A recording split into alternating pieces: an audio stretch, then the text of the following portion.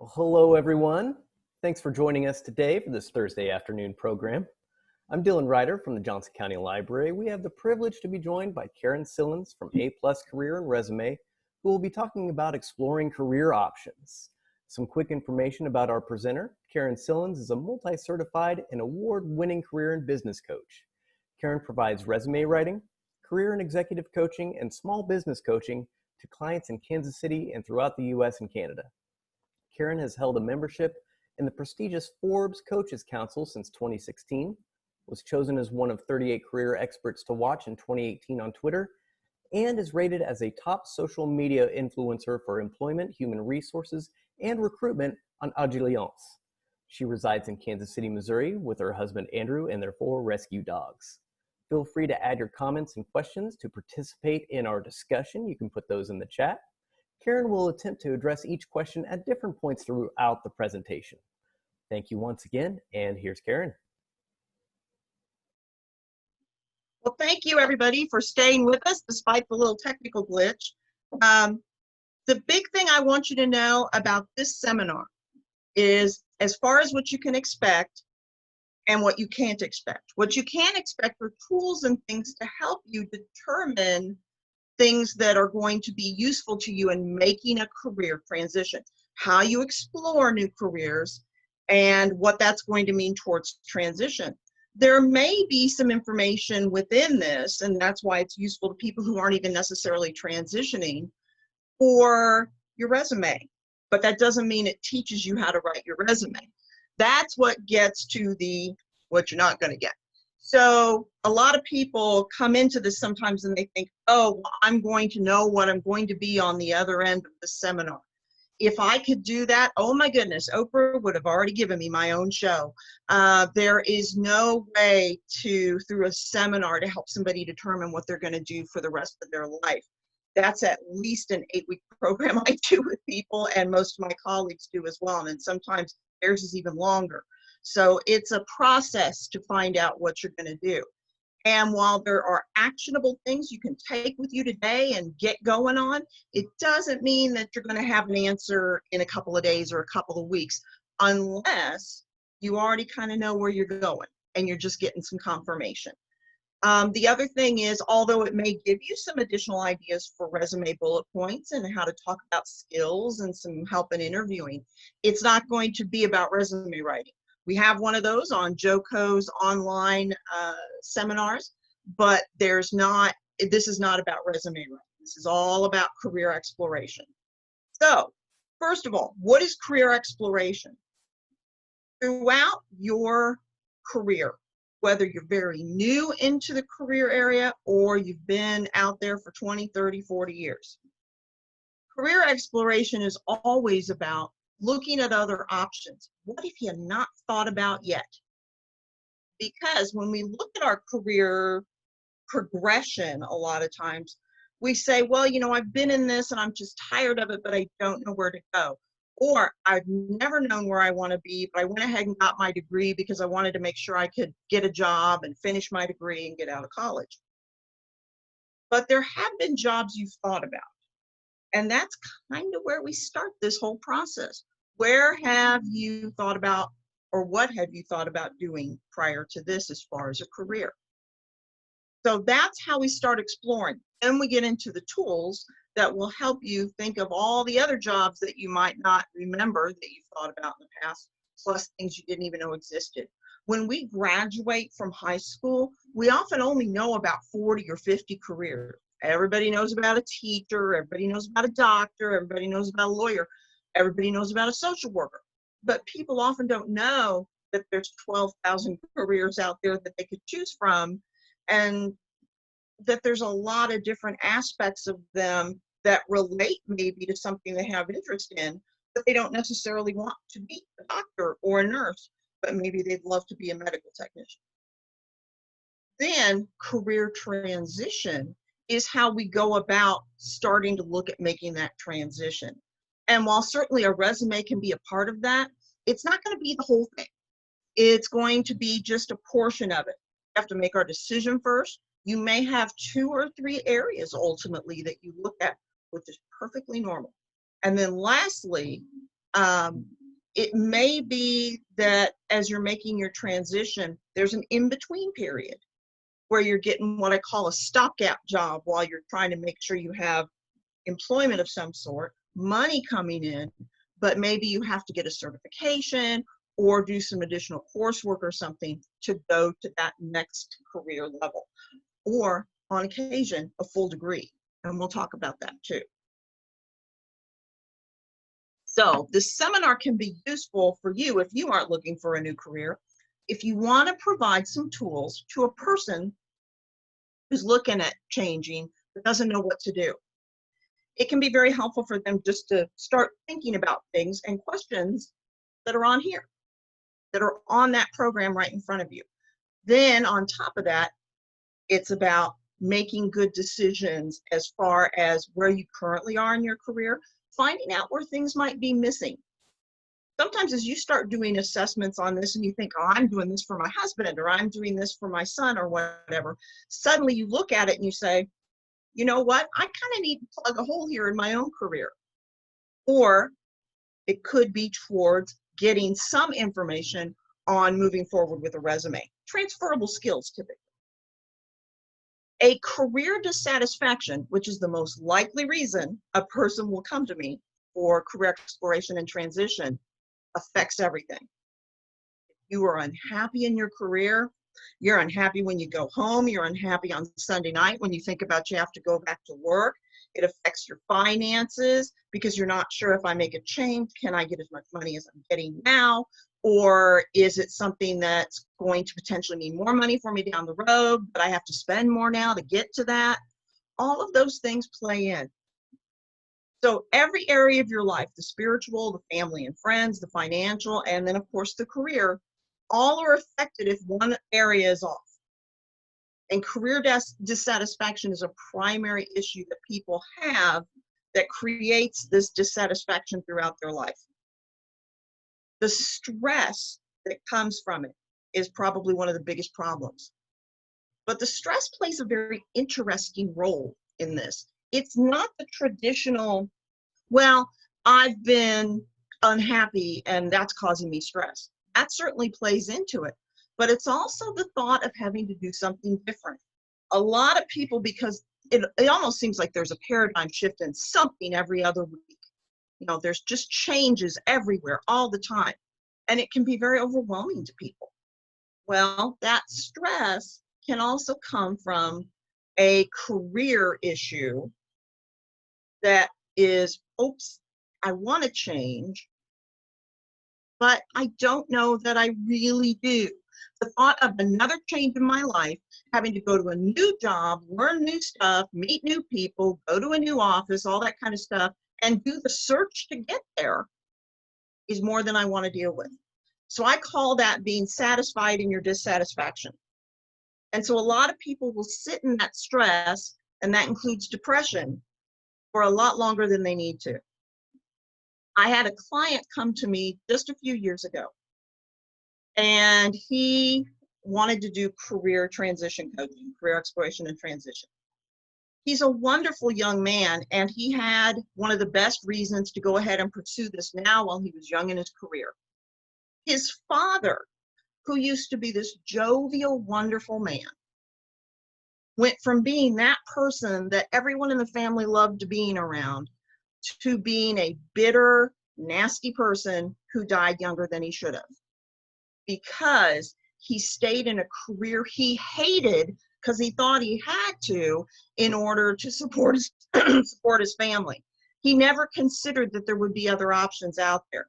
So they saw him day to day start making changes. And he said by the year you could go, oh, here he was really happy. Next he was just, next he was mad.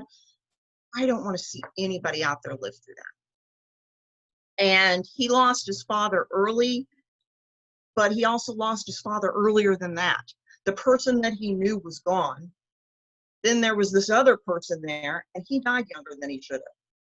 So let's avoid that altogether. If you are very stressed out about the thought of having to change jobs, you want to start working on letting that go, because there's some tools in here to help you start thinking about maybe the change won't be as drastic as you thought it would, which plays into the attitude.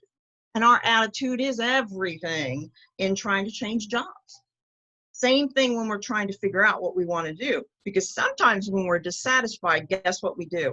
We take the first thing that pops up that sounds good. And you know that usually doesn't work out. It's kind of like if it's free, it's not really free. Well, in this case, if it sounds good, when you're upset with where you are, you may make bad choices. So I want you to avoid that issue as well. So let's talk about some questions you can ask yourself in order to start making some good decisions. That first one is are or were, depending upon whether you're currently working or you've been maybe recently let go. Dissatisfied with your job, the management, which is the number one reason people leave jobs, or the company. If it's the manager, but you liked your job, you only need to change the job. You're not changing your career. And yet I will have people come to me and they're like, well, I didn't really like my manager. Well, let's not make a wholesale change if we still like the job, or at least something related in that industry. The management, we will have to change. We'll have to go someplace else or go to another area of the company to get a different manager.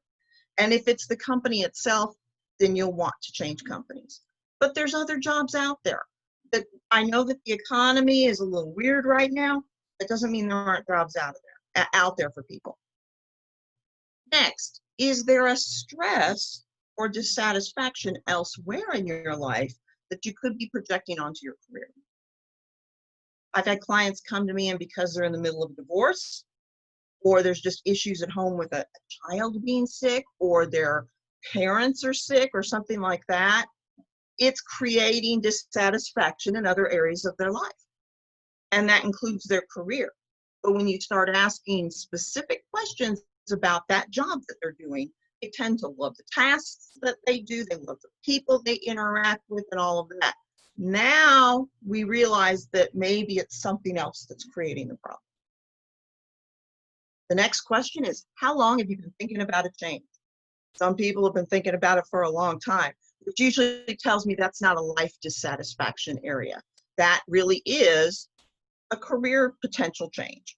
Because when you're thinking about it for a long time, it usually means you feel like maybe I made the wrong decision.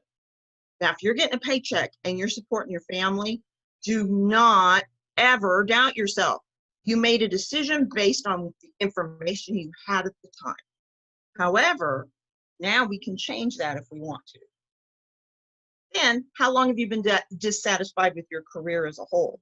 Because sometimes you've been thinking about a change, but it hasn't necessarily been because you hate what you did. Have you considered other career options in the past?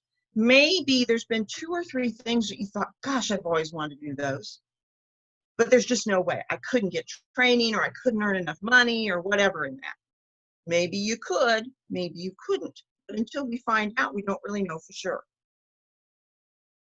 Next is, what is preventing you from leaving your current position and pursuing other options? The number one thing is that stress. And we think it in our own head. We are the worst messengers to our own self. We just put stuff in our head all day long that isn't true. I had a nurse at our old doctor's office. She had a wonderful little sign on her desk. And it said, don't you tell me worry doesn't work. 99.99% of the things that I worry about don't ever happen. See, worry worked. Well, unfortunately, that's not true. So worry, just like anger or other things that are going on that steal your peace and your joy, also play into you not being able to make an appropriate change. And so when you've considered other career options in the past, you may have just gone, oh, I can't do that. Or, oh, if I change to a new job or a new career, it would be just too hard. You know, I've already been in this for a long time. And before you say, oh, well, I'm 60, I've had 60-year-olds go back to school or make a career change with no problem and get a new job, new career. Another thing is a spouse could be preventing this. And that could mean a significant other as well. sometimes a parent. I know that that's a whole different dynamic to deal with. And sometimes that means I have to have the spouse, significant other, parent, or parents come to the appointment. And we need to talk about what the current dissatisfaction is doing to their relationship and everything else that's going on. A lot of times the main worry from the spouse or the parent or whatever is only about the monetary. And as I tell people, we can make good decisions that happen over time that don't have the same impact that you think. Ooh, if I'm going to make a change tomorrow, boom, I'm going to get cut $20,000 and our family won't be able to live in our house anymore. That's not a practical thing. Sometimes you can do that. A lot of people actually can. They're like, look, I can cut some things back and I can take a cut. But a lot of people with children, a house, car payments, all of that, they can't take that kind of cut. So we need to make a practical decision over time that's going to get us where we want to go. The last question I love to ask people on the first question set is, do you like your current industry? A lot of people really do, but they may not like the job within it that they're doing anymore. So now this means you already have industry experience, which is huge. That means your skill set is much larger that's transferable. But we may want to change what job we're doing in that organization versus the industry as a whole. And that may mean doing a lateral move within the company. And that can be very, very joyous for a person to realize. Like, oh God, okay, I don't have to go and change careers, and I can stay with my current company. And I've had clients do that before. The next thing we want to look at is our current or last position. Were you able to use your talents? Or are you able to use your talents? Your skills, your talents, everything that you bring to the job, were you able to use a good portion of those in what you do? If you're analytical, are you able to use those skills? If you are very much a people person and you love that interaction, are you able to do that? If you are somebody who loves to play with numbers all day, which does not necessarily mean analytical, there's a little bit of difference there. Do you get to play with numbers all day? If you're a person who loves to write, do you get to do a lot of writing? Or in combination, because we're all a combination of skills, do the various things that you love to do, are several of them incorporated into your current work? Then, what is the work environment of your current company? That is a whole new question with COVID. So different now. So some of you are at work or going back to work. And what that means is we're going to have a whole new shift again in how things are going to be. 6 foot in space, masks, the air cleaners will have a lot of those UVC lights on them. There'll be all kinds of things companies are doing to try to make sure that you and they stay healthy. However, what was the culture like before COVID? Was it a place that you enjoyed going every day? When you really get down to it, corporate culture is about how management and the employees interact, which has huge impact on how joyful or nice the place is to work. And I tell people, you are not going to have a perfect place. You're not going to love your job every day, no matter how much you love what you do. But if you go in every Monday with dread, if every Sunday night you're sitting there with an anxiety attack before you go in on Monday, and all you could think is, gosh, I don't want to be there. If all of that kind of stuff's going on, there may be potentially a cultural issue within the company that's creating problems for you. And this is where I will bring up an issue that's going on today, because I have clients who experience this. This is in the discrimination category. And we have to separate between actual discrimination and I'm being told something I don't like. I have clients who are very much discriminated against, and I get them an employment attorney contact or 2 or 3, and off they go to talk to them, because that is something that I'm not capable of helping them with beyond giving them that information and supporting them in the decisions that they make. Sometimes we don't like what we're being told. As I had somebody call me once. He happened to be a person who was Black. And he said to me, well, I yelled at these staff members and they let me go. And I think they did it because of this. And I said, did people react at the time that you yelled? Oh, yes, everyone in the office turned around and some people were very upset about it. And I said, then it's not because of your color. It's because in this day and age, that could be seen as threatening. Some people probably complained and you got let go. As opposed to another client I have who happens to be Black, who is the only person of color doing her job in the company, and they find ways not to pay her appropriately, not to give her the benefits she's supposed to have, and she's been meeting with an employment attorney recommendation I made to her. And she's not the only one who'll be going after this company. This is a big problem. That's discrimination. And sometimes it's also an issue of, I know it's happening, but I can't prove it. People can be very sly in how they do things. You know what that tells me? Don't work for them anymore. Get out. Don't allow a person that makes you so uncomfortable and you're just sure that because of your sexual orientation or because of your race or your religion, somehow they're going to discriminate against you. You don't deserve that kind of environment. No one deserves that kind of environment. You can change jobs and get out of that. Lastly is, do you have enough responsibility? Here's another thing I hear from people. I'm bored. All day I do the same thing. I don't feel I'm useful and I'm bored out of my mind. Some people do the same thing all day, but it takes a lot of brain power and it takes a lot for them to do it. But the responsibility is huge in what they do. Some people, not so much.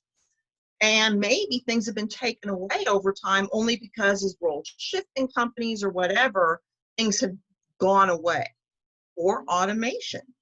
Well, if you feel like you're lacking the responsibility that you want to have and the challenge you want to have in your job, you can definitely do something about that. And that usually just means I want to move to a new job, unless you just want to move up someplace. So now, an assignment.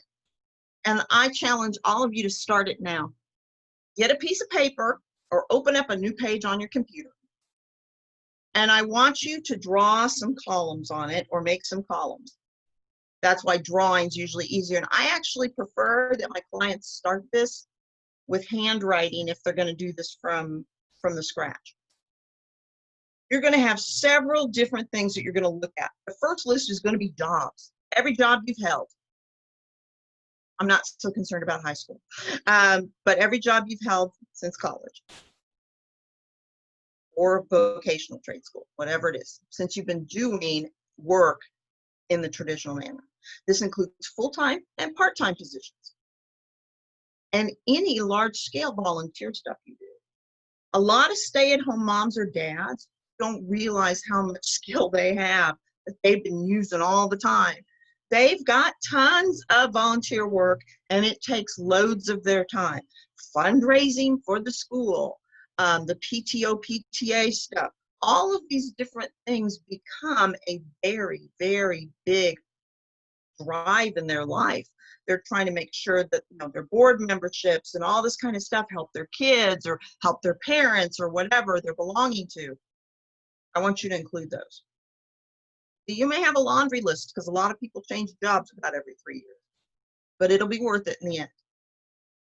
And you want to put down there so you can kind of have this memory of the things that you've done. What was the name of your position? For instance, you can be a volunteer, but be a volunteer coordinator.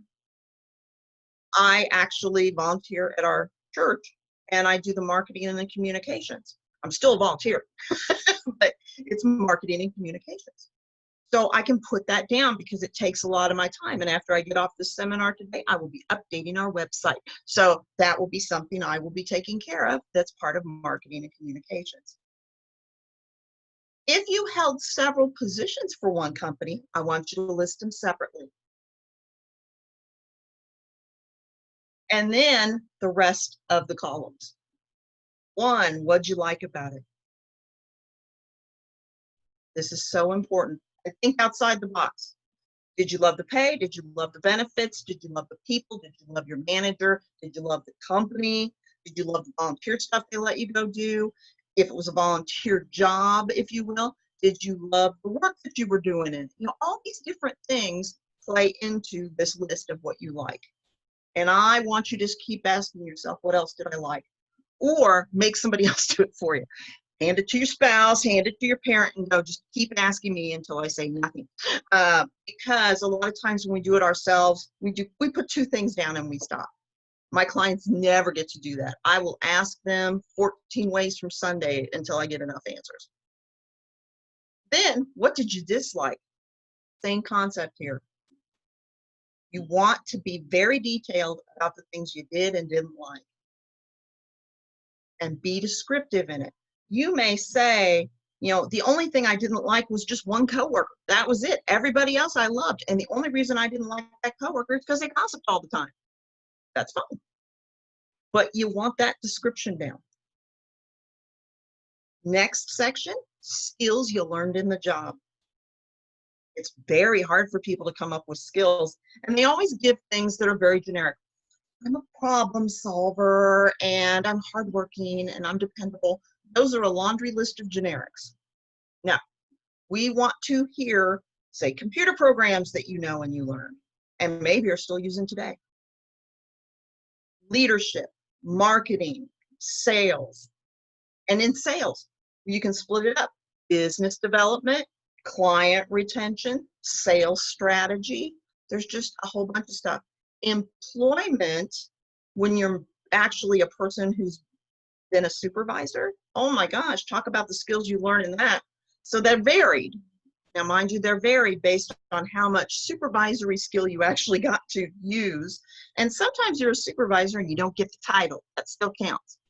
If you are involved in recruitment, interviewing, hiring, dismissal, nicer way of saying hiring. If you had to help streamline and do position elimination or downsizing. Also, if you were involved in budgets for your staff. Then, of course, there's training, arrangement for training. There's mentoring, there's coaching, there's general oversight, there's scheduling, there's task assignment, there's goals, performance reviews, performance improvement plans, and discipline. That's a huge list. You want to have those down on paper, which ones you used, because those are potential keywords and key phrases and systems when you go and look for another job. Just because you don't have manager after your title or in your title doesn't mean your job title and what you did in it both don't count. It means that if you did some of those things and it was just because your manager brought you in to let you do them, you want to reflect that. You're not going to tell them you're a manager when you weren't, but you're going to tell them that you did some of these. So that's part of your resume as well. Lastly, what career accomplishments did you have in each position, even if they were small? Small doesn't mean they don't matter. Saw people who go, well, I wrote some tip sheets, but it's no big deal. Or I wrote some job descriptions. We tend to de-emphasize, and this is in particular for women, the things we do in our job. Do not de-emphasize the things that you do in your job.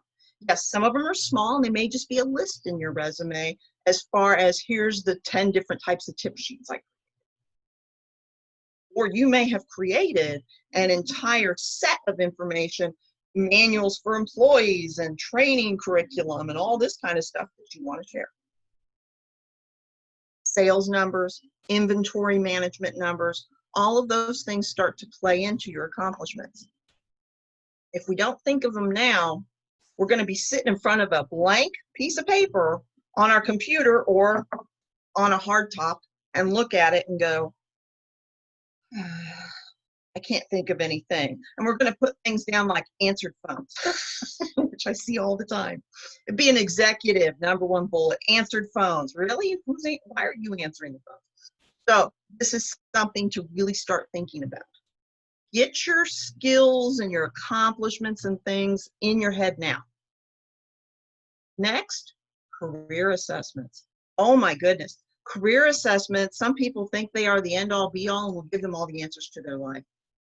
I wish that it was that way, but it's not. And I like a combination of things. I'm not as big on the ones that say you're enterprising, you're mechanical, whatever, but those can be helpful as a beginning. Career assessments are there to start pointing you in a direction, but they're not going to tell you what you're going to do. However, certain career assessments will give you specific career recommendations that you can go explore, which is very handy. So that's how they can be of help to you. Initial direction based on your personality and behaviors, combined with potential careers that fit that. So always be honest in your answers on assessments. I see people all the time, they're doing assessments and they're like, well, I answered them the way I thought, the career counselor at the college would want. No, you answer them the way you need to answer them, because it's not you if you're answering them in some other way. Next, types of career assessments that are out there. Most people have heard of Myers-Briggs, and the MBTI is Myers-Briggs. It just means type indicator, is with the T and the I. DISC, Keirsey temperament sorter. SDI, Strong Campbell interest inventory. Collins self-directed search, and career attitudes and strategies inventory. You'll often see the career attitudes and strategies inventory within the context of military and government, but it doesn't mean other people can't get access to it. These are things, and especially on the ONET site, which we'll talk about in just a little bit. All of these can give you some additional pointers. Now, having said that, some of them don't cost anything, and some of them cost. Myers-Briggs will cost you, a real Myers-Briggs. A real DISC will cost you. Now, Myers-Briggs is probably the most expensive of these, along with SDI, but DISC is much more affordable. A lot of times a good practitioner, now they're probably going to want to do an analysis of it for you as well, but just the cost of getting it itself could be somewhere between $50 and $100. Sometimes Myers-Briggs, SDI, and stuff, we're talking about hundreds of dollars, and this is prior to actually getting the analysis of it. So there's a lot of stuff that's free online too. What we're doing with career assessment, and now all of these things we've developed in these different areas on the piece of paper, is going, where do I see trends? I find I don't like to work alone. That's a good trend to know. And that my jobs I've been most unhappy in are the ones where I have to work alone all the time. Or I'm most happy in the jobs where I get to do a combination. Actually, a lot of people like that. They want a certain amount of autonomy and then a certain amount of people that they get to work with in project teams and things like that. Kind of that half and half thing. It's good to know that about yourself. Because some people, they want to be in teams all day. They want to be talking and chatting and doing stuff with people. Some people want to be left alone. And some people want a combination. Knowing that about yourself is extremely valuable.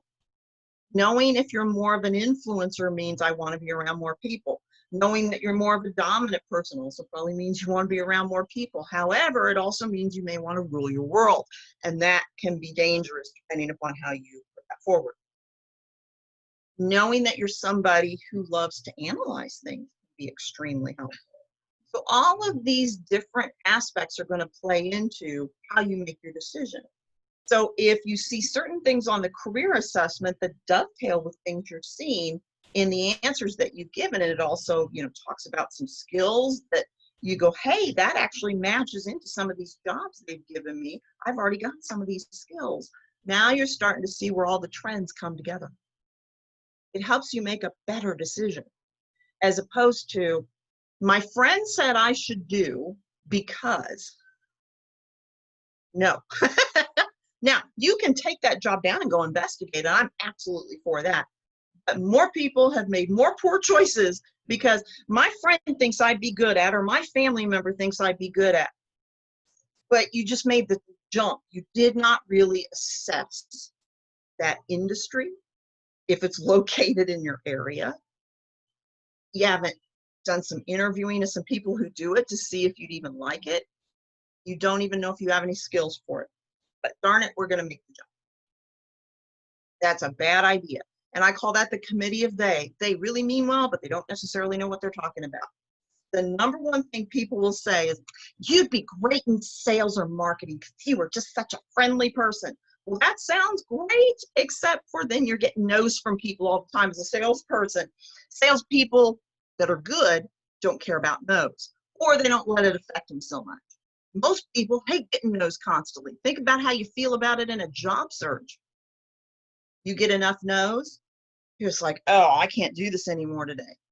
I never want somebody to go into something like that and have that experience. That's not a good experience. Helpful sites and books for you to use. ONET is your friend. That's the very first site listed on here. It's got the direct link to it. Please go to this site and look at your own job. What's it supposed to require? Now, we've all been in jobs where our title is this. We're doing this. And that's okay. But maybe we need to go find a job that actually is going to have us do what we're supposed to do in the first place. Sometimes that is your job change. It's not, I hate my job and therefore I hate the career. It's just, no, this particular job is not the right job. ONET gives you a wonderful list in its summary section of all the different terrific things that you should expect in a job or specific type. Marketing manager, you can go in there and you can just type in marketing manager in the search tool, boom, it'll bring it up. And you'll get a list of a whole bunch of other related jobs, but you're going to click on the one that matches what you're looking for. You can also, on something like the DISC, use their occupational code that they give you, which is always something like 23.19876. And then you can go look at that job as well. It's a very nice tool to get a lot of information very quickly. It talks about skills, abilities, knowledge, work type, work area you're going to be in, technology you're going to use, salary range, and then you can also go to another site that will give you the salary ranges for your area, meaning Missouri or Kansas or any other state in the union. The problem is people love the high end on the salaries. People usually don't get that. So stay with the lower end, especially if you're transitioning. Now, if you've been in this career for a while and you're like, this job just isn't letting me do the things that they said, and I'm seeing all this other stuff in the description, I have to go get a job that allows me to do these things. If you've got a lot of experience for it, you can move up the list, if you will, in the salary that you're going to require.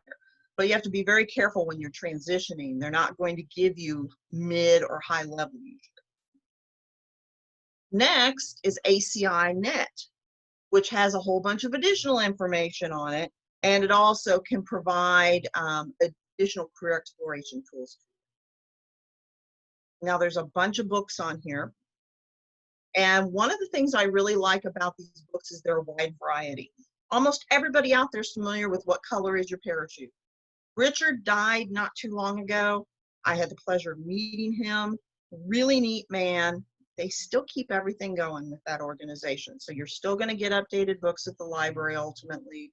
You're still going to see the website updated and all of that they have that goes with it. And it's just a really terrific resource for you. And he's doing the same thing in that book that he wrote originally 30 years ago that is still being used today by career coaches. Where do we start? Not, ooh, I think I just want to do this and hop into it. Where do we start? How do we investigate? And that's one of the best things that you can do is make a thoughtful decision on where you go next so you don't end up in a bad situation. The Startup of You, the book that's just above it, is a really interesting book. It is a very recent book, and I've really enjoyed reading it. I mean, the first time, usually I'll pick up a book, I'll read 10 pages, come back to it a couple of days later, read 10 more pages. This book, first time, boom, 80, 90 pages in, because it talks about thinking of yourself in the entrepreneurial role in your career. And I think it's an interesting concept as far as how we run our career. Instead of thinking of everything as linear, I go to this company, you know, kind of like our parents or grandparents did. I go to a company, I get a job. Now I move up to the next role. Now I move up to the next role. Now I make a lateral role. Now I go over here to this next role. It's not doing that. It's talking about people who change different jobs, change careers, change industries, all of that, so they can think of this as management of their career over time and how each of these areas brings knowledge to the new area, and that you don't want to be afraid of it. That's the other thing. It teaches you not to be afraid of it. Do What You Are, Career Crossroads, those have been out there for quite a while. Second Acts is a really interesting book, and it's what I talk about my clients who have been in a job for, say, 20 years or a career, and now they want to change. That's their second act. A lot of people who go into healthcare do it for 20 years and love it. Same with law enforcement and things like that. But then being on their feet all day, military people do this too, and doing the things that they've been doing, maybe they want to do more administrative on the side of that career. So now what we're looking at is how do we transition that into a different type of job? Teachers are actually my #1 career transition client. And I mean, they transition. They're here to explore and get out. And it's not because they hate teaching, it's because after 20 years, they really want to do something else. And a lot of times I hear, I want to be with adults all day. And I can understand that. You either want to be with those kids until the end of time, or it's like 20 years is good. I can go do something else now. Working identity. I don't know what I want, but I know it's not this, which is a great title. What should I do with my life, and getting unstuck. When you're stuck, that's why I have this listed kind of last, so it sticks out a little bit, first and last, you know. People get stuck in the career because they think, oh, I can't get out of it, or they get stuck in an area in their life. They can't get past something and make progress. Get that book, Getting Unstuck, get it out of the library and go read it. Because what you're going to get out of that, or if you've got the money, go ahead and just go purchase it. It's not expensive on Amazon.com or wherever you buy your books. The reason I really recommend this is because we see things as this is where I have to be. And instead, we could be looking at things and this is where I want to go. And Getting Unstuck helps you get out of this is where I have to be and start thinking about what can I do to go to the next place in my life. Because there's always other doors opening for you.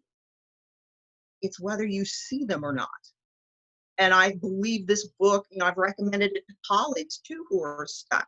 I just did a certification course last year, and I recommended this book to somebody, and then everybody read the book in the class because it was a very useful book for anybody who's just has that, even just one area in their life that has nothing to do with their career. They just can't quite get unstuck from it. Get that book. I think for any of you, especially who are kind of satisfied in your dissatisfaction in your career, it'll get you out of that zone. Next, what are your qualifications? Do you have a college degree or multiple degrees? Write those down. That can go on another list. And then, how do those relate to what you want to do? About 85% of you, they don't quite as much as you would hope. We got a degree in English literature. You know, I'm not doing anything in that. I'm not in marketing. I'm not in anything that I'd be using beyond the norm of my English skills in. That's okay. I have a degree in vocal performance, so I'm a trained opera singer, and I have a degree in education, music education. Now, I do sing on the side. I don't do it here in a client meeting or on a seminar. Though one time somebody did get me to actually sing in a seminar. The thing is, what happens when you're doing these kinds of analyses of yourself is you think, well, there's no way that relates. But yet, what am I doing in this seminar? I'm educating people about things that are available to them and the questions they need to ask themselves to move forward in their career. Where did I get some of that skill? Teaching. I don't mind doing seminars like this. In fact, I love it, and I love doing them in person. Where did some of that come from?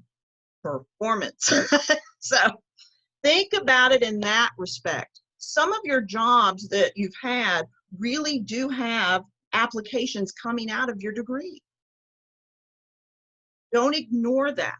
And don't think, oh, I don't have a college degree, no one loves me, I can't possibly get a new job. Most people don't have a college degree. As anybody who's already been on any of my seminars knows, 28.4%. That's the number from the Bureau of Labor Statistics. That's the number from the Census Bureau, and it won't go up that much this next time as to who has a 4-year degree. That's it. So most people go to college, major in beer and pizza, and they're done. And there's other reasons. Money runs out. You know, somebody has a baby. There's all kinds of reasons that we don't finish college. One of the main reasons is because we're 18 when we go, and we're not very smart. But as we grow, some people go back and get their degree, but some people don't because they don't have to. It used to be so many companies, regardless, would require that you have a degree. Now a lot of those companies are even going, well, you know, if you're thinking about getting your degree and we might help you with it and pay for some of it, so just come work for it because you've got the skills from your other jobs you've held. That's a wonderful way to do things. So don't assume because I don't have this fancy degree, somehow you can't get a job. Also, don't think because I have multiple degrees, there's no way somebody would hire me. What I tell people is instead think about it from the benefit or the type of information that people often don't really get into, unfortunately. They think, ooh, there's no way I could possibly ever do something without this degree.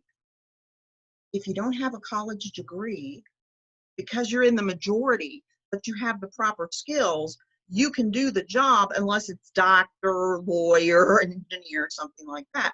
On top of it, and this is one of the best things about it, a lot of times you really can get some of your college, all of it paid for by a company who wants to bring you on, and you may only have to pay them back a year or two of time after you get your degree before you switch into a new career, sometimes with them. A lot of companies don't even require the degree to have anything to do with what you're doing with the company. So don't allow, I don't have a college degree, don't allow I have too many of them to make a big difference in your life. The too many just means when I do my resume, I'm only going to have maybe 2 of those on there if it's corporate America. And those are the ones that really apply. However, going beyond that, if you're applying in government, nonprofit, or academia, put all 40 of them on there. They love that. The more degrees, the merrier. Doesn't have to have anything to do with your career.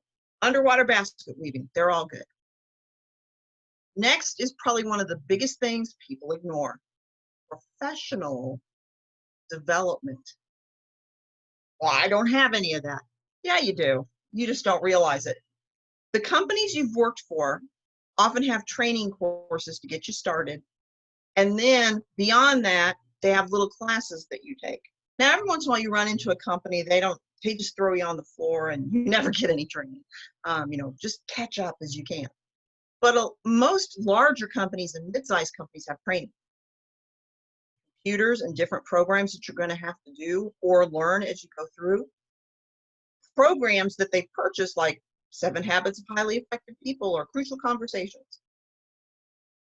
Information that relates to things like in finance, anti-money laundering. That's an annual course you have to take.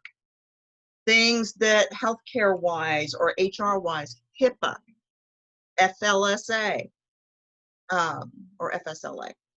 We call it the Fair Labor Standards Act, but a lot of companies don't always follow it. And HR a lot of times has to do some sort of update on that, whether it's through a professional site like SHRM or HR.com, or a company sometimes, if they're big enough, will provide some updates on what's going on in the labor laws. The next thing that happens is people say, well, my company didn't provide me any of that. Did they send you out to something? Did you go to conferences? Conferences often have breakout sessions. And if you didn't have to spend the whole conference in the booth going, would you like to buy our stuff? Then a lot of times you take breakout sessions. Those breakout sessions are professional development because they're usually 45 minutes to an hour. And then there's other things that you do during the day, potentially that could be a couple hours long. Sometimes there's before and after conference and or symposium coursework. All of that applies. And something 20 years ago, we can't really do a lot with because we don't have a lot of memory of it. But stuff 5 to 7 years ago, you still remember a certain amount of it, chances are. Then the next thing that we look at, and I think a lot of people don't consider this, what'd you take on your own? And these need to be not podcasts. They need to be actual webcasts that lasted an hour or so, or anything extended beyond that. Went to the community college and took a course. Went to Skill Path, Franklin Covey, any of that kind of stuff. Took a seminar through them, and it was a half a day. That counts. All of that counts. Write those things down now so you don't forget them. Go find the certificates of completion you got for taking them sometimes. Those are valuable. Any professional development shows the following. I spend my time making sure I'm constantly educating myself. That is of high value and can actually overcome for a lot of people any, and I mean any, of their, ooh, I don't have a college degree. Another thing is if you hold certifications or specialized licensing. And a certification means letters after your name, like PMP, Project Management Professional, or I have Certified Advanced Resume Writer. You know, I can put those letters after my name if I want to. Those are the kind of things you're looking for. So if you have those, a lot of times, especially if they're fairly recent, those trump any of the degrees that you have if they're specific to your industry. And quite frankly, a PMP applies to most industries these days. Another thing is, what are your favorite work tasks? Write a list. What do you love most to do? If you could write your ideal job down of the things that you do every day in that job and take out anything that you don't like, what would they be? You should seriously write a list. I make all my clients do it. Write me a paragraph. Ideal work environment, ideal work. Boom. You should see what people tell me. And the nice thing about it is they're rarely going, oh, you know, I want to go to the moon and do this. You know, they're not telling me weird things. They're telling me absolutely normal stuff. They want an 8 to 5, for instance, or they want the ability at some days of the week to work from home. All of this needs to be in your consideration of what you really like. And people go, well, that's kind of wide ranging. Well, there's both specific tasks and there's an overarching environment. You can combine all of that information and go, how does this correspond with what I do? And how does it correspond with where I want to go? And are those tasks and skills I have within that transferable into my new job or new career if I'm looking for something new? Next, if you have them, and I know some companies don't do these, your performance review is like, oh, you've done really well, keep it up. You got a 2% raise, thanks. But a lot of companies do formal performance reviews. And if they do formal performance reviews, oh, keep them. Do not let them go. And I would keep them for at least 10 years, then let them go. Think of it like taxes. Keep them for 10 years before you let them go. Once you have the old performance reviews, you can start looking in them and going, what am I seeing that they're constantly complimenting me on? Or is there an area that multiple people said I needed to work on? That kind of stuff. And I don't mean just one person, I mean multiple people. What is it that I'm seeing consistently in here that, again, identify a trend for me, or I didn't even think about that skill? They love to give me the most challenging clients to deal with as far as customer service, because I let them air their grievance. And I really spend a lot of time agreeing, oh, yes, and I absolutely understand, and you are right. And then I help find a resolution because I'm patient, and because they're upset, I don't get upset. Not everybody's like that. If you have that gift and you didn't even think about that until I said it, that better go on your list someplace, that you have a gift for dealing with very challenging clients. Not all of us would have that gift, okay? Now, other issues to consider. Who needs to be involved in this decision? Now, some people will say, significant other, and that's a no-brainer, significant other or spouse. But some people tell me I want my kids involved in it too, just in case I have to move. That's understandable. Or if you're going to take a salary cut, and that means some of the things that they were doing, maybe they got 40 different activities they're all in, we're going to have to cut it back to 30. That's okay. Another thing is, would you be willing to go back to school? You really need to ask yourself that. If some of the things you're looking at require a different degree, or a degree and you don't have one. Some things will require that and you just can't get away from it. You're not going to become an animal health scientist or something like that without getting a degree. They're just not going to let you do it. So, would you be willing to go back to school or take additional training? Sometimes all you need is a few courses. I have a lot of people that translate their skills into human resources. There's no way I can do that. And they want to be in human resources, not, oh, I'm just going to do that because I might get paid more or whatever. No, they really want to be in human resources. They were a lawyer a lot of times. So we get them involved in HR.com, SHRM, Human Capital Institute, places like that. And a certain amount of the education provided, especially by HR.com and HCI.org, which is Human Capital Institute, free. Here's the advantage of that. Now you get all kinds of additional training, sometimes a whole conference that you can get for free. You put that on your resume, it looks like you have real HR schooling, if you will, and it can get you a job. And it did that recently for somebody who actually came from being a pastor. He translated his skills into HR and works in HR. He was already running a church. He had to hire the people, he had to let go of the people, he had to keep track of paperwork and everything because it was a smaller organization. He now works in HR. What are your hobbies? Now, my hobby of collecting angels will not help unless I work in a factory that makes angels and they want to know about my angels. That's not going to help me.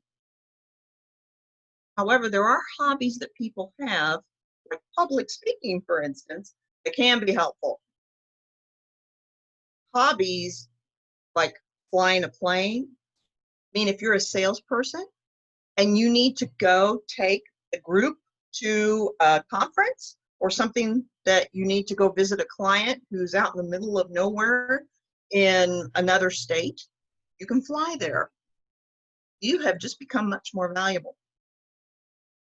So certain types of hobbies that people have can play into your work.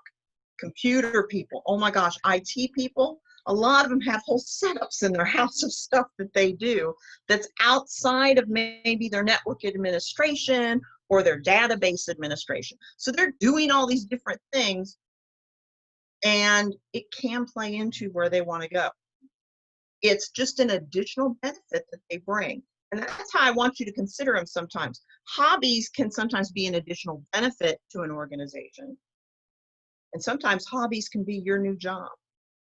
One of my clients, her hobby was getting things that were natural, naturally derived products and things. She wound up with a job at a floral shop. And I still get emails from her on occasion on how she's doing. Talked the owner into getting all of her flowers and plants from places where everything was done naturally, it was organic. And yes, there'd be a little bit more cost to it, but you could put that cost into what you're selling them for, because people would want something that they knew came from organic soil. It didn't have any ickies in it, but also it was sourced direct, meaning that the farmer who grew it gets the money, not 14 people in between. Well, then that person sold that business to her, and she still owns it to my knowledge. And she specializes. I'm not going to tell you what state she's in or anything, because I have clients all over the country and in Canada. She still does this, to my knowledge, for a living. She owns that store. She sources everything from organic farmers, and they get paid pretty much directly. And she's able to provide people wonderful, wonderful arrangements and plans. So that is something that was a hobby for her that became a job. If you have a hobby like that, you may want to think, is this something, for instance, right now, diversity is a big deal. If you are huge into diversity and you think, I think I could impact that, and maybe you've been a manager in the past, and now you're thinking, well, what if I get into human resources and I do the D&I, which is diversity and inclusion? That could literally be a career for you. That is a portion of human resources a lot. Or you could just be a person in the company already that you have, you've been working in, and they're looking for somebody who can help them with this. Now you get to add on to your current job a new role that you have passion for, and maybe even create a full-time position from it. Are your hobbies career or work related, which we've kind of been discussing? Do you want to live in the area you're in now? Or do you want to move someplace else?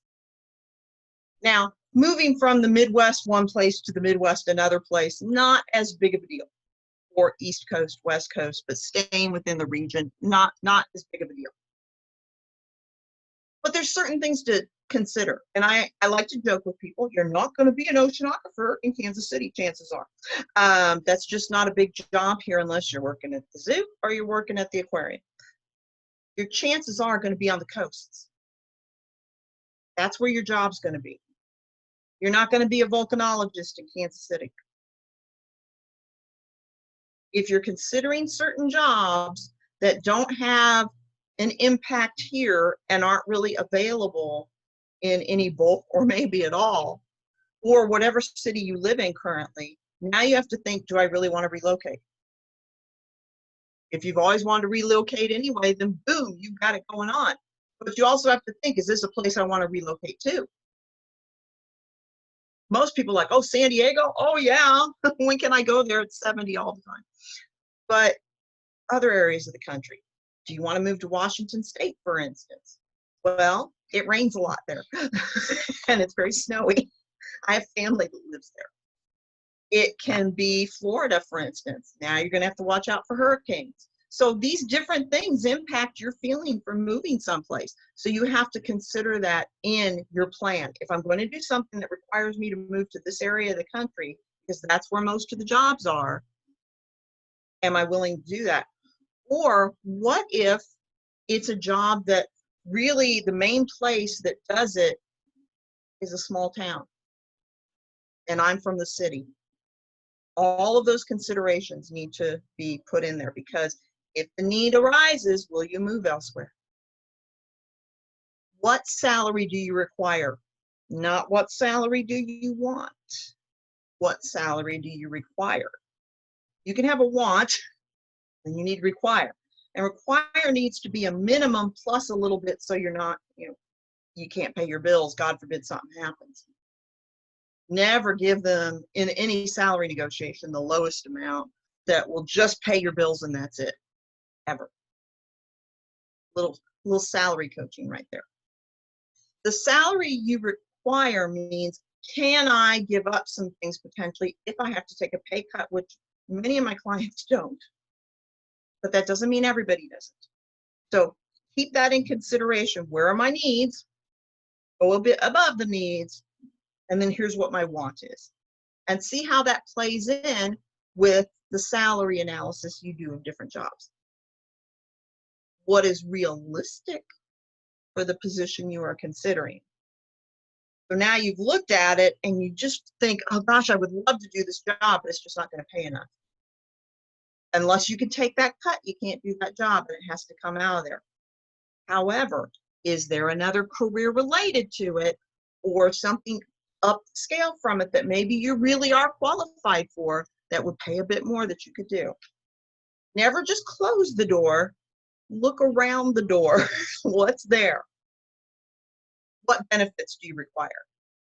Some people, their spouse has all the benefits. I have a good friend, her husband works for the government. He has all the benefits for health insurance and all of that. He doesn't need that. So when she gets a job, she negotiates her salary based on not needing that health care, which can be another 6 to 8 or more grand a year.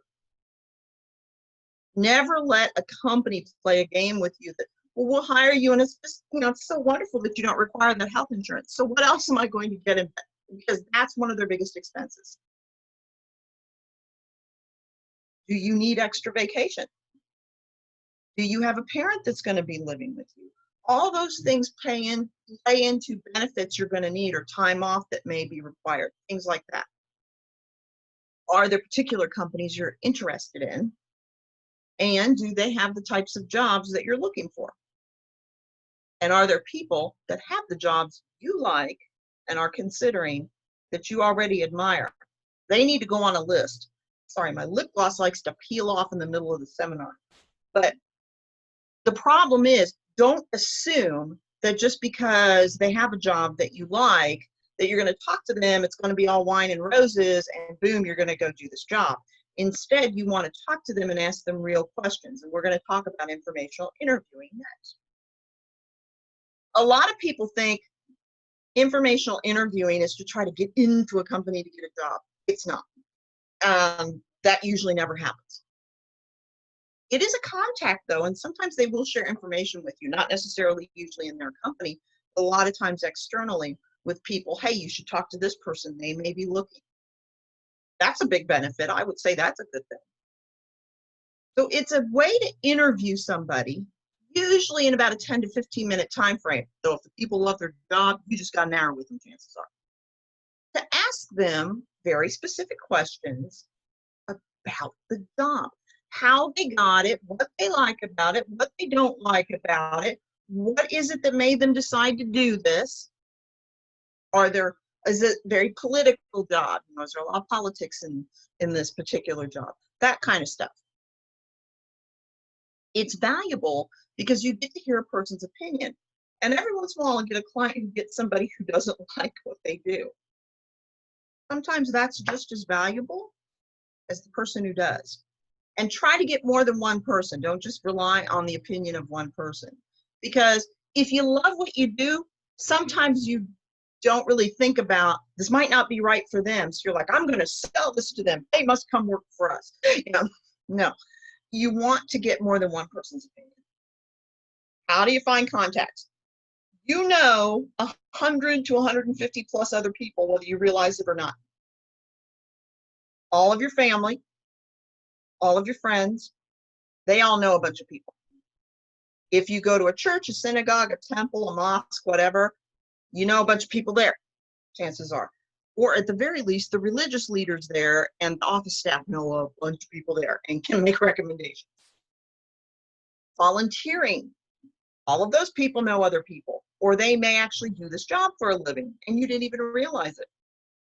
Next is calling companies that do this work and telling the person who answers the phone in honesty what you're looking for. I'm not looking to take company time. I just want to talk to them real quick and schedule a time if they are willing to for 10 or 15 minutes to ask them questions about their career. I'm just trying to make sure I make a good decision. You tell somebody the truth on the phone and not go, hey, is Dave there trying to get in? Don't be a salesy person like that. That's bad. Instead, try to give them the information they need to help find the right person for you. You'll be amazed at how often that gatekeeper will send you on to a person who you can talk to. Now, you may have to leave a message, but again, people that love their jobs will often call you back. Just be sure to say, hey, I want to first say I'm not calling asking for any kind of job. I am a person who is looking at transferring into another career, and I want to talk to a couple of people who do it for a living. I want to take maybe 10 minutes of your time, 15 minutes. If you'd like to go get a cup of coffee, if you'd like to do a virtual cup of coffee, any of that, or a piece of pie or something, I would be willing to pay and take you out just so I can find out some information. I want this to be as convenient for you as possible. Most people will do that. When you sound like the person who you're trying to make it convenient for them and not take all their time, you will be shocked as how many people will say yes. Some people you'll never hear from, but a lot of people will say yes. Another thing is asking your friends and family to be on the lookout, or people that you know. Don't be afraid to tell your friends or family that you're looking for something else. Now, if you have that one neighbor or that one friend or that one family member who you should not tell, then don't tell them. And tell everybody else upon their death potential, do not tell them. Because sometimes we have that one person in our life, we love them, but they will make us nuts if they know. Don't tell them. Here's some questions. First of all, what do you like most about what you do? It's very important you ask them that. Then, what do they like least about what they do?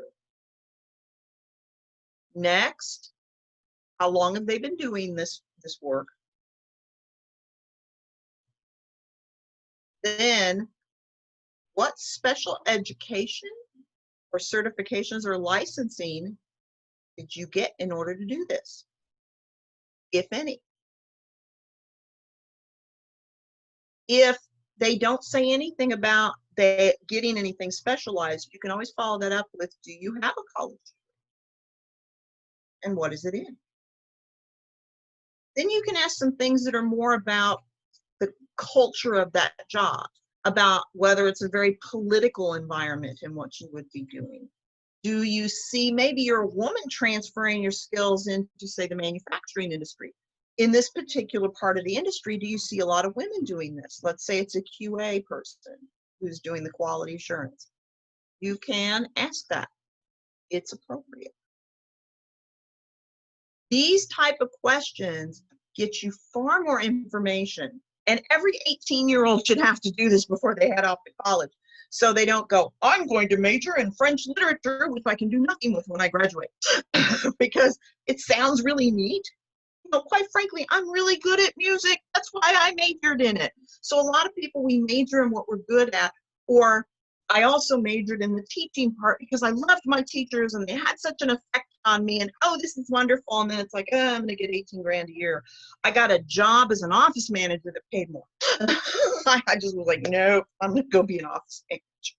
And that's how I got into HR. And that's how I wound up here. So it's kind of funny how things happen, but I had career transitions of my own. My husband has a master's in music. He's a financial analyst. So most of us go to college and think, I want to do this, this will be fun. And then maybe or maybe not, that will apply to a new job. If you make a good decision as early as possible, it will help you a lot. So if you've got a 17-year-old or 16-year-old sitting at your house trying to figure this out, now they need to go start interviewing people and finding out. Another thing that you can ask is, what are you getting paid? You don't necessarily need to say to them, what's your pay? But you can say, what kind of pay can I expect in this industry, especially if I'm just starting out? They'll answer that question to the best of their knowledge. Decide your ultimate goals when you decide to transition into something else. Number one thing I hear from people as to why they want to do something else and what they want to do in that is make a difference.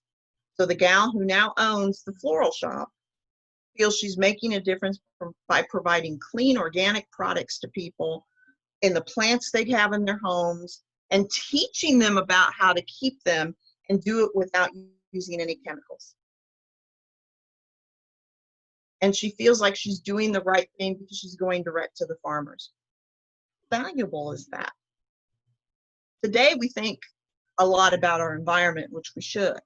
So if we're going to make a difference, we may as well have it be about something we're passionate in. I'm passionate about job seekers and how they're treated, and business owners trying to start a company and trying to start it right, and people trying to transition in their career and not listening to the committee of day when they do it. That's where I'm passionate. And you will see on my blog that I am not afraid to write an article that says, wake up corporate America about something, and tell them that they're doing it wrong. It's important that it be something that is important to you. It will increase your satisfaction. It will give you peace of mind. Now, some people say to me, I've been in this high pressure, high, end job for a long time. Yes, I want to make a difference, but I also want to scale back. I don't want to work 80 hours a week anymore. I don't mind taking a pay cut by half or more sometimes if I can just feel great about going into work every day. Nothing wrong with that. Some people do it for monetary gain. They know that in their current industry that they're in, unless they get additional education or they move into something else, they're not going to increase their earnings, really. They're not going to have a big difference on it. A good friend who, she's got a degree in psychology. She is now becoming a licensed psychologist because we had a discussion. You can do two things with your degree and right away get some playback on it. Number one is to stay where you are. And being in the back office of a clinic is never going to pay as much as you want it to. Or you can translate those skills into human resource, which she really wasn't sure she wanted to do. And I absolutely support that. I say, you know what? If that doesn't even sound attractive to you, please don't go into it. She loves psychology. She's just finishing up her degree. She'll have her master's, she'll have her licensure, the whole 9 yards, and she'll be a practicing psychologist. I'm very proud of her for doing all that work. But she had to get out of her comfort zone and make that leap. More time with family and friends, huge thing that people don't have. A lot of times they're working 60, 70, 80 hours a week, and I will tell you, working from home does not help. For people who feel like they must get things done, and will have a tendency to overwork at work and work too many hours, guess what they're about to do at home? They're about to do more. Another person I know did that in the insurance industry. She went from about 10-hour days at the corporate office to 14-hour days at her home until it ruined her health for a while. Just say no. You can get more time with your family and friends. It doesn't mean you won't work an occasional 58+ hour week, but you shouldn't be doing it all the time. Next is a more exciting or fulfilling career. A lot of people just want something that they go, you know what, I got more challenge. It fulfills me more every day when I go in. I feel like I'm doing something that's important. That goes back to making a difference. The challenges could be because you're bored at your current job and now your new job won't bore you. That could be huge. A lot of people will say to you, well, if I could just put the nut with the bolt every day for hours on end and just not have to think, I'd love that. You probably wouldn't. That's why there's not as many of those jobs out there. Or the people who do them, they're constantly switched to other lines all day long. Because if not, they go bore crazy, stir crazy trying to figure out what they're going to do for the rest of the time because they're tired of doing this. Oh, pick this out, pick that out. No. They want something that's more challenging. And of course, there's better opportunity. Sometimes that comes with monetary gain. Sometimes it doesn't come with as much as you would think. But the opportunity to maybe move up and have a better title. Titles are important to a lot of people. Or to feel like you've made more of an impact in your industry. Maybe you can do, say, quality assurance. And you're finding product that's substandard and you can correct that before it ever goes out the door. It may not pay a ton more, but it pays more, but it's a better opportunity for you. And it meets those other things. I'm making a difference. I am getting a little more money, and I got a new challenge. So now, any questions? Because I didn't see any pop up. That doesn't mean that there aren't a bunch over there. So what have we got, Dylan?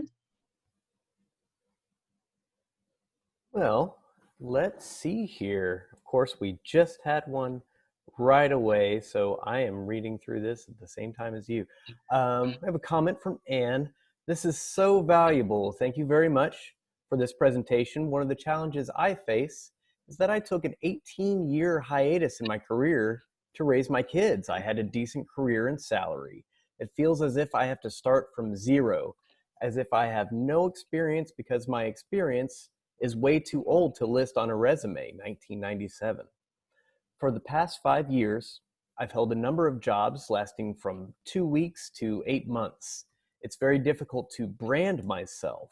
I don't know how to get around the need for measurable results or the endless behavioral questions. And then all caps, thank you.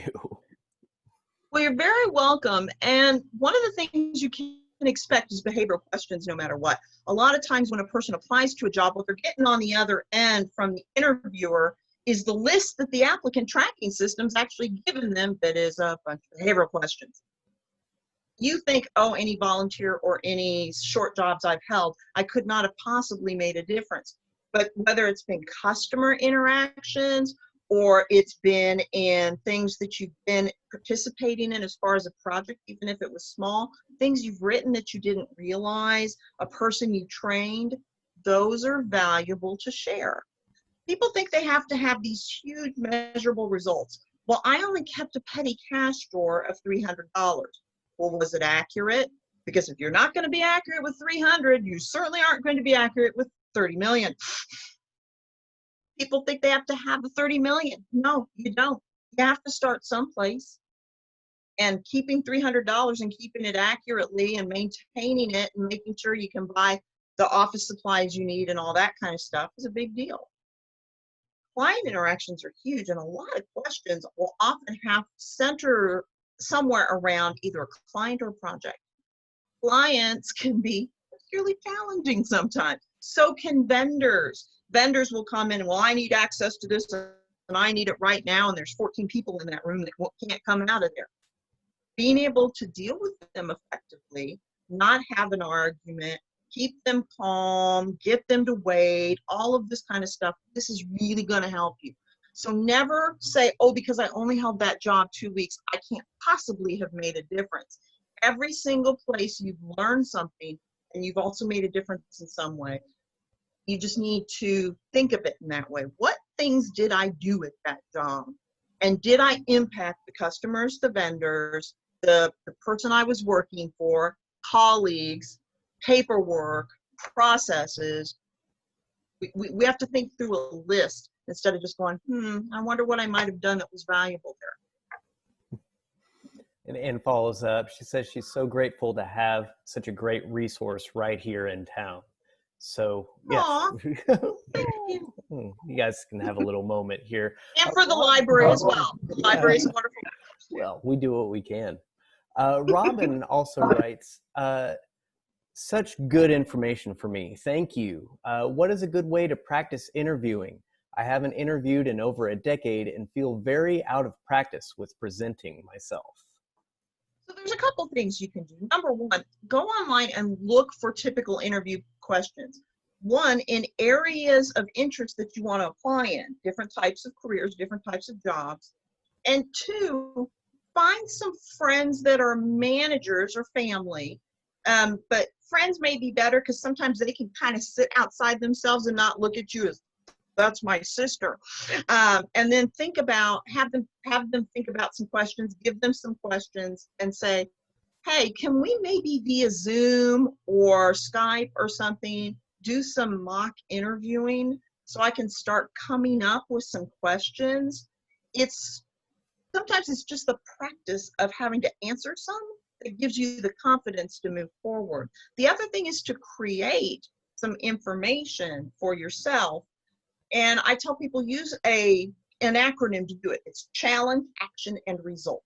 And what it is the challenge you faced in different areas of your career, whether it's that difficult client interaction, or it's that vendor you're helping, or you need to call a vendor and you're trying to find one. Because sometimes it's about locating resources for an organization. Another thing is a process that you wrote, something you automated. If you participated in helping create a manual for employees, all of this kind of stuff, you want to start writing down what was the challenge we had and keep it short. What was the action we took to address it? And what was the positive result we had because of it? When you answer questions like that, those are the behavioral questions that stick people in a corner and get them in trouble. Because about 4 questions in, whoever tells us the answers in our head goes home. It's like, oh, the little guy left in there. I don't know what to say now. And so you're so lost and so upset because you're lost. And now you're trying to take those first 4 answers you had and make them sound different for everything they ask you going forward. And that does not work. But this gives you an arsenal of answers. Whether it's 10 that you write down or 50, it's going to be of a help to you because you're thinking beyond those first 3, 4, 5 that you would have that would sit in your head for an interview. It's creating a credibility in their mind because you have a variety of answers, but it's also creating more confidence in your mind because you're like, I really have done things. Again, it doesn't have to be fancy. People think it must be this $1 million budget I worked on or something. No, it can just be daily activities.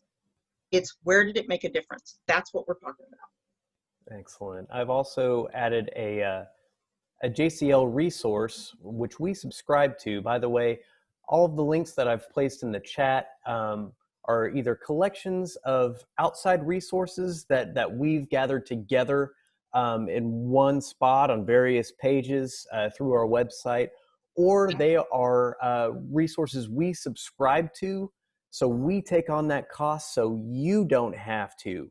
The most recent link I put in was it's a product called BrainFuse, which offers up resume feedback, sample interview questions. It's just a great kind of one-stop shop for various practicing or beefing up that career portfolio, as Karen refers to it. Seeing a lot of thanks in the chat. Like Robin likes it, so good job on that last answer. Sandra says, thanks for all the tools you've given us. She's going to work on that list. She thinks it will give some real insight. So thank you all. I'm also seeing some messages that people have to run for various reasons. So we'll go ahead and wrap this up. Oh, Aaron, of course. Let's see, Anne writes in, Karen, can you tell us your thoughts about which assessments you think are most valuable? It's the DISC and the Myers-Briggs who are probably, those are the 2 best ones, because they also have the other side of it that offers up information about specific jobs. If you take the full one, specific job recommendations. And that's what a lot of times people are looking for. And it may not be one of those jobs that they do, but they'll look at other things as it relates to that. I personally, in my practice, use the DISC. It's less expensive for my clients. It's less expensive for me. And I've been using it for a long time. And Winona asks, what about ones that are free? Winona, check that that list that I sent out just a little while ago for different links to ONET as well as some others. I will put this back in the chat real quick. So you can view that at your leisure. Go And ahead. ONET has several. ONET has several. But I tell people always be careful with free, except sometimes when it comes to ONET. ONET, there's some relation there between what you're finding and what's on the site, depending upon the assessment you've taken. Wonderful. And thank you for chiming in there. That gave me just enough time to track down that link again and put it back in the chat. So feel free to go ahead and click on that, bookmark it, save it for later. We'll go ahead and wrap this up. So again, thank you all for joining us this afternoon. Thank you once again, Karen, for sharing all of this wonderful, useful information. More career and finance programs will be scheduled soon. So check out jocolibrary.org/events/career-finance to register for new events as they're announced. Also, be sure to follow the library's Facebook page, facebook.com/jocolibrary, to receive notifications for additional live online Johnson County Library programming for all ages. Thank you all once again. Have a wonderful evening.